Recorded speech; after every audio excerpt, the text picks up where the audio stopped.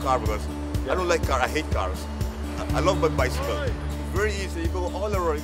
All my shopping's in my in my fietstassen. How much does that weigh, do you think? Well, I think 20 kilos. Well, distances are short, so that makes it very easy. And it's in this, especially here in the town, it's easier by bike than by car, so a lot easier actually.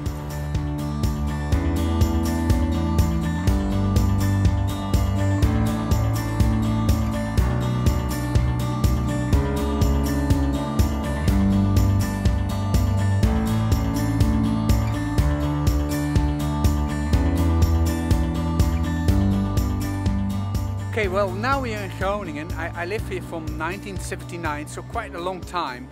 It's a town with 190,000 inhabitants, and 50,000 of all the people here are students, and so we have got a lot of young people in this town. This is, or was, a fortress town for 1,000 years. This was the town that guarded the routes into Germany. It's the fortress of the north. Consequences of that, and the city was contained within the military fortifications until very late in the 19th century. So there is no sprawl. It didn't expand outwards, which meant, of course, that now we say, hey, we got a wonderful compact city and we can reach everything by foot or bicycle or whatever. Well, in 1972, Groningen get a left-wing local government, and that's the start of I think the bicycle culture. A small group of young, enthusiastic, left-wing, ideological people and said, right, we're going to change everything radically. And one of the things they picked on was transport. In September 1977, they introduced the traffic circulation plan, which means that the city centre was diverted in 4 different quarters. And that means that cars couldn't go from one quarter to the other quarter. They have to go around the city centre. But cyclists, buses, pedestrians, they can go through. You put a ring road around the inner city, you prevent traffic crossing the inner city, you divide it into sectors, you pedestrianize the centre, you move all your car parking out to the edge, you have park and ride schemes, etc., etc., etc. But if you're making a journey inside the city, then you can start and finish in a different part of the city and take a direct line between the two. But if you go by car, you have to take a detour. This is not really an anti-car measure. What this is making the neighbourhoods where people live more pleasant and making cycling into a viable option. And everyone said, it can't work. This is impossible. The shopkeepers said, we'll leave the city immediately. No, everyone must park in front of our door, otherwise we will lose all our business. And then, wonder of wonders, the world didn't collapse. The shops didn't leave the city. The police found, yes, people could learn how to handle this plan. People adapted to it. And that was, as I say, 1977. In the last couple of years, the area of calming traffic has increased. So nowadays, it's just normal that you go on the bike to the city centre.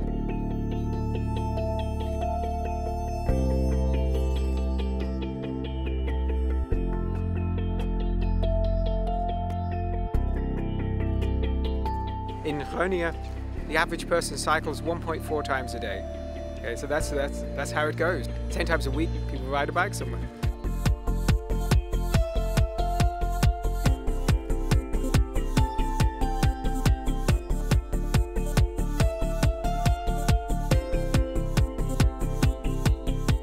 It's a very comfortable way of transportation. Above everything, it's very, very economical. So you don't have to pay for buses or trains. With a bike I go through downtown, through the center of Groningen, and then I'm at my work. When I use my car, I have to go through the ringweg, they call it here. So it takes about, I think, half an hour, and with my bike it's 10 minutes.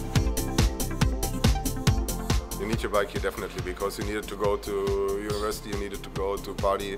You can transport everything on the bike, so you see people here riding like, you can even transport the fridge if you want to. Then you put the fridge on the back of the bike and you just push the bike, but it will bring it somewhere somehow.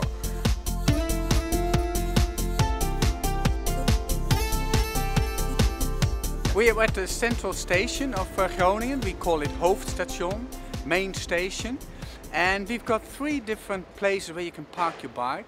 Now we're just in front of the what we call Stadsbalkon, town balcony you can call it, with a free parking place for around about 5,000 bicycles. It's free, you don't have to pay, but people are looking after it, so it's a kind of a guarded bicycle park. All the places have got a sensor. The Stadsbalcony is diverted in different areas, A, B, C, D, E, F, G. When you see the sign over there, it shows you how much places are still free.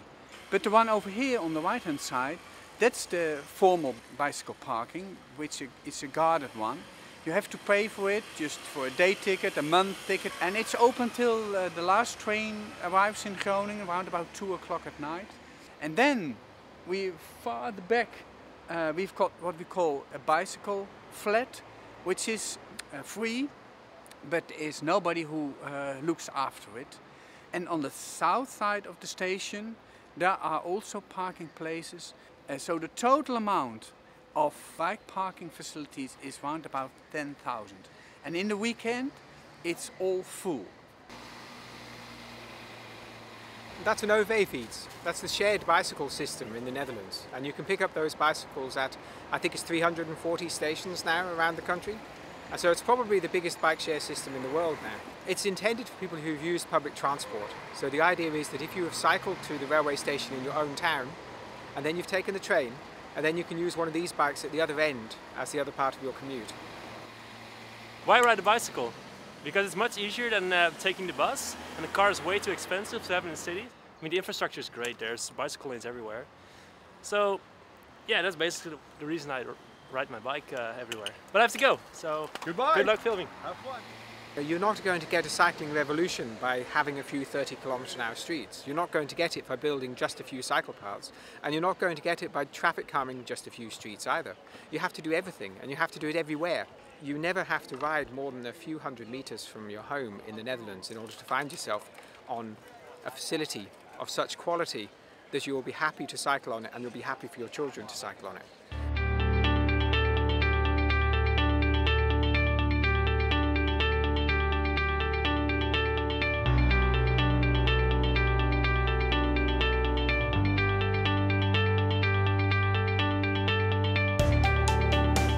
Try to make new areas around the town within a boundary of say 5 till 7 kilometers, and not that we've spread all the new areas far away from the town center. Out of a point of a compact city and the mobility aspects, it's much better taking the bike or walk into the town instead of using the car. And this bridge is one of the projects which gives you the opportunity to use the bike or go on your feet to the shops which are on the other side. So it's a very easy and quickest way to go from the new area over here and to go to the area down there. Not using your car, but go on the bike. Employers must submit to the local authority a plan, a scheme, a set of ideas. What are they doing in order to encourage their employees not to use motor cars? And this can come in all sorts of forms. It could be they do no more than put in some covered bike parking and some showers or lockers. But some places have offered free public transport, others have offered a bonus to people that say they're not using their motor cars. So the idea is to discourage parking. This IKEA is one of the largest in the world. It's the largest this side of Berlin. So there is also a lot of car parking. But the cycle parking here is still quite generous. Here you can see there's a special cycle path just right into the entrance. We go straight on and we cycle just right into the shop. Although it's summer, as you can see how much people are using the bike going to the IKEA. So I presume that maybe in the next couple of years they will put some more. This is the parking place for the employments of IKEA.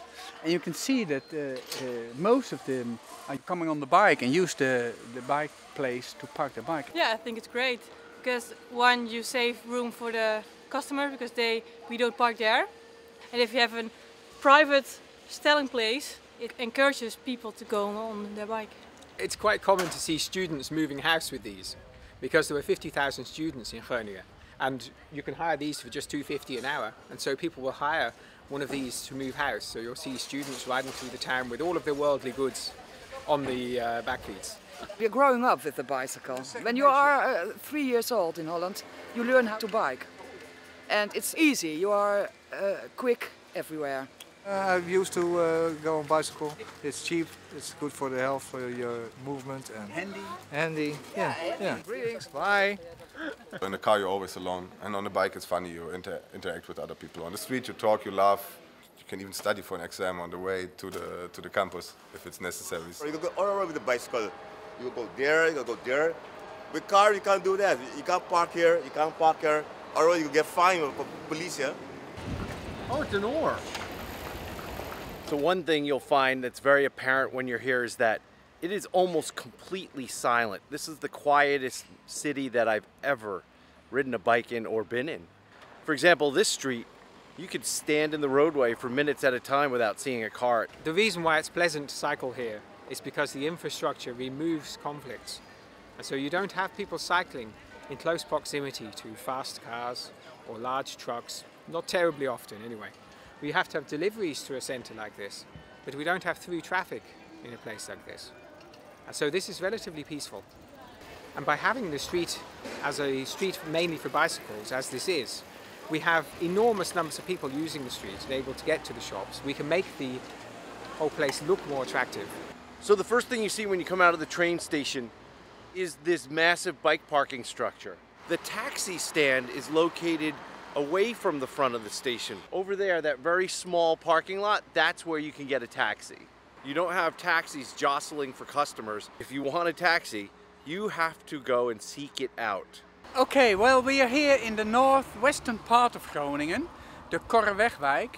It's built in the 1930s, and behind me you will see the canal, which is the Van Starkenborg Canal. It's the canal which leads from Amsterdam to Germany. So it's an important canal. A lot of ships are here the whole day and the whole night. It's open 24 hours, 6 days a week. Behind here is a suburb area with a lot of young people, with young children. They all have to go to work, go to school. They have to pass the bridge. 13,000 cyclists each day will pass this bridge. It's an old bridge, it's a swing bridge. It will open sometimes 10 minutes, so it will take a long time when you can pass. That means that we have made these separate bridges which you can use when the bridge is open. So you never can say when you have to go to school, well, I'm late because the bridge was open. It gives you options. Some people will wait, some people take the bridges just behind the swing bridge. In the morning hour, you might see that a lot of people will use the separate bridge to go to their work. But when you go home and you think, well, I've been working for a long day, I will wait.